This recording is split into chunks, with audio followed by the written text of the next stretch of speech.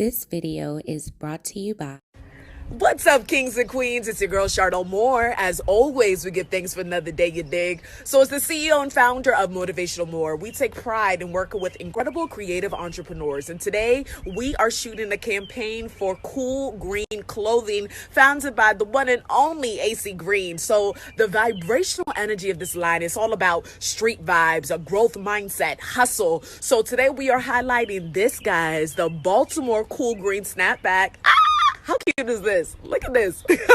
So we're going to have so much fun on the shoot. And I'm telling you, follow cool green clothing. It's so important for us to support our entrepreneurs. There's so much talent in Baltimore. And as a creative entrepreneur myself, I know how hard it is. And I love to see just people going out there and going for their dreams. So let's get it. Bless up. What's going on, YouTube fam? This your boy Tony 2 times, and we back with another episode of the Baltimore Way, man. Before I start, be sure to tap that like button. Definitely watch this video to the end to hear the full story and all the details in the case. For the day one fam, y'all already know it's all love. Thanks for tuning back into another episode. If you're new to the channel and you feeling the content, feel free to subscribe. Definitely hit that notification bell so you can be notified every time we drop a new video. Let's get right into the story. Emotions. We all have them because we are human.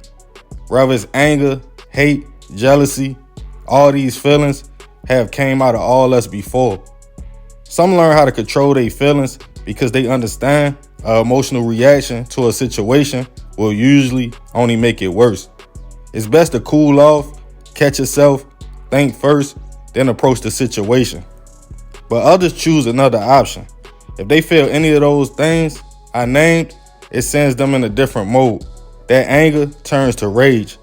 And instead of calming down, thinking about the thing that got them to that point, they just react.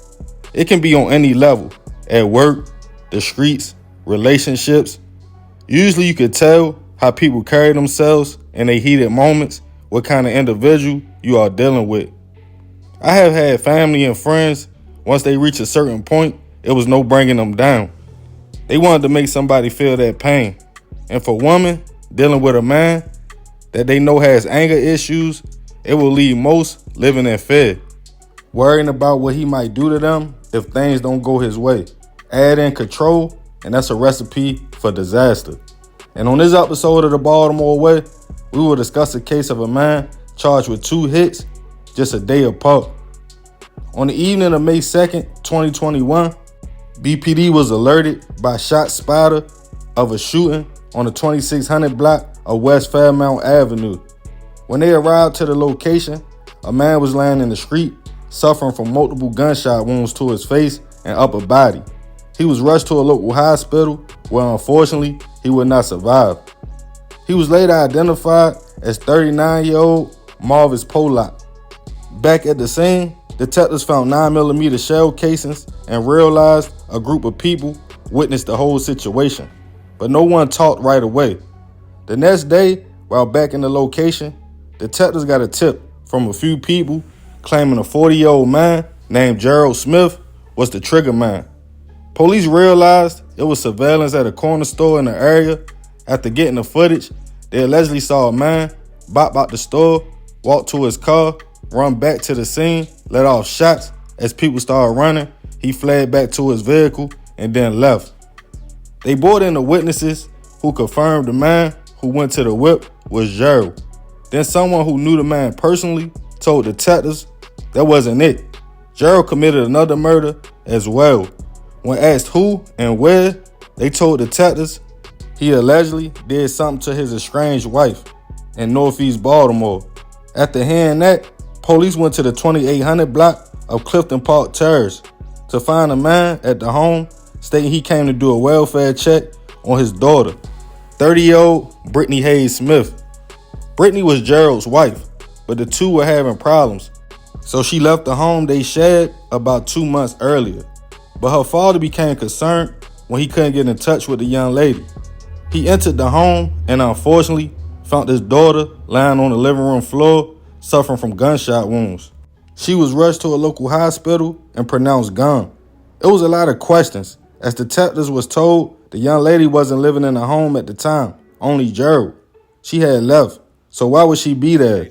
They found 9mm shell cases at the scene that they decided to send in for ballistic testing, being that the 2 hits Gerald was being accused of had the same caliber of bullets left at the scene. A neighbor told detectives they were outside on their porch about 2 a.m. that morning. They didn't see no cars parked at first at Brittany's and Gerald's house, but they came back outside about 4 a.m., saw the couple's car, before soon after hearing 4 shots go off at the home. After hearing what happened to Brittany, her friends gave detectives some information, stating the young lady was hanging out the day before at a sports lounge and restaurant. When Gerald found out where she was at, he popped up to the location.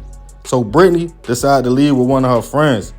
Gerald followed her to her friend's home, telling her to get in the car with him. According to friends, she agreed, and the last time they saw her was about 2:15 a.m. Brittany's neighbor stated only Gerald had been living at the home at that time. Family stated the couple was estranged. Police put out a warrant for Gerald, who was MIA. Ballistics test came back showing a 9 was used in both shootings of Marvis and Brittany. Getting Gerald's phone number, detectives got a friend of the couple to call the man, asking what happened to Brittany. He allegedly told them he shot Brittany at the home. After getting Gerald's phone records, it put him on Fairmount. At the same time, Marvis was hit. Brittany had 2 daughters with Gerald, so the family and friends were in shock. He was accused of her being gone. Gerald went on the run for about a month before being tracked down to Atlanta. He got locked up and extradited back to Baltimore, charged with 2 counts of first-degree hit. As the case made its way to trial, prosecutors painted a picture of Gerald being a man that had anger and emotional issues and a danger to society, who when he couldn't get his way and someone had an issue with what he said, he handled the situation in violence, including against his own wife. As witnesses took the stand and spoke on both shootings and ballistics evidence came out, Gerald and his lawyer would enter a guilty plea. He would eventually get 2 life sentences for 2 hits a day apart. Rest in peace to Marvis and Brittany. I send my deepest prayers and condolences to both families. I'm not sure what happened between Gerald and Marvis, but with his wife, it seems like he was just trying to get her back, and once he realized she was probably moving on with her life, it sounds like he snapped already. Committing a hit a day before he knew he probably would be caught for, he baited Brittany in to do that to her, then go on a run. Fellas, I know we have feelings and emotions just like anybody else. To me, that's more dangerous than any op, gun, or police. Because if not handled right, you definitely don't have to worry about none of that. You probably will self-destruct on your own. I always treat people with respect and tell myself everybody could be at their breaking point, because I know my own struggles and how far anger can take you. But Gerald did what we all got to get better at. Acted on it. If he would have just gotten his whip and drove off instead of grabbing that blick and let Brittany live her life if she wanted to move on, he could have ducked 2 life sentences.